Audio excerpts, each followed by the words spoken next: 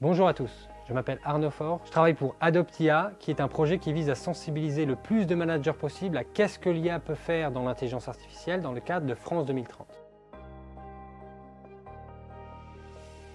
Dans le cadre du projet Adoptia, nous avons étudié un cas d'usage développé par Owkin, une entreprise française spécialisée dans l'IA appliquée à la recherche médicale. Owkin collabore avec des hôpitaux, des centres de recherche et de grands laboratoires pharmaceutiques afin d'exploiter les données médicales pour accélérer la découverte de nouveaux traitements et améliorer la prise en charge des patients. Développer un nouveau médicament représente un investissement moyen compris entre 1 et 2 milliards de dollars et nécessite généralement entre 10 et 15 ans de recherche. Malgré ces investissements, près de 90% des candidats médicaments échouent avant leur mise sur le marché. Pour réduire ce risque, Owkin utilise l'IA afin d'analyser de vastes quantités de données médicales. Les modèles développés par l'entreprise permettent d'identifier des biomarqueurs, c'est-à-dire des caractéristiques biologiques associées à l'évolution d'une maladie ou à la réponse à un traitement. L'objectif est d'aider les chercheurs à identifier plus rapidement les pistes les plus prometteuses et à mieux sélectionner les patients pour les essais cliniques.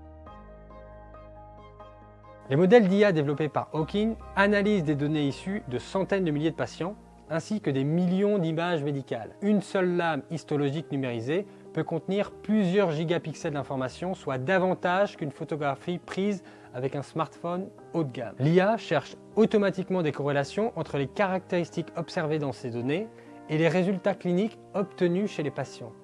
Cette capacité permet d'explorer simultanément des millions de variables qu'il serait impossible d'analyser manuellement. Toutefois, l'IA ne démontre pas à elle seule qu'un traitement fonctionne. Elle identifie des hypothèses et des corrélations qui doivent ensuite être validées par des chercheurs, des biologistes et des essais cliniques. Une corrélation statistique ne constitue pas une preuve médicale. Les données utilisées sont parmi les plus sensibles qui existent. Données de santé, données génétiques et historiques médicaux. Leur collecte et leur utilisation sont strictement encadrées par le règlement européen et les exigences de protection des données. Un autre enjeu majeur concerne la représentativité des données. Si certaines populations sont insuffisamment représentées dans les bases utilisées pour entraîner les modèles, les prédictions peuvent être moins fiables pour ces groupes de patients. Les chercheurs doivent donc veiller en permanence à la qualité, à la diversité et à la traçabilité des données exploitées.